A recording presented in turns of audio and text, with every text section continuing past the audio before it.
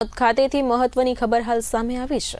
જણાવવા માંગીશ કે આમોદ પોલીસના જણાવ્યા અનુસાર આમોદ ખેતીવાડી ઉત્પન્ન બજાર સમિતિ પાસે આવેલ પાછળના ગેટ પર એક ગલ્લામાં ગેરકાયદેસર રીતે ગાંજાનું વેચાણ કરવામાં આવે છે તેવી બાતમીને આધારે આમોદ પોલીસે દરોડા પાડી જયંતિભાઈ ભગવાનભાઈ વસાવા તથા જયેન્દ્રભાઈ જયંતિભાઈ વસાવા બંને આમોદ તાલુકા પંચાયત નવીનગરી ભરૂચના રહેવાસી હોય તેઓની ધરપકડ કરવામાં આવી।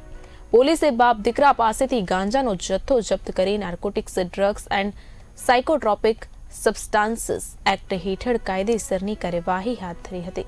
આ ઉપરાંત આમોદ પોલીસે ગાંજાનો જથ્થો પકડ્યા બાદ નાયબ મામલતદાર તેમજ બે તલાટીઓની હાજરીમાં ગાંજાનું વજન કરાવી પંચનામું કર્યું હતું।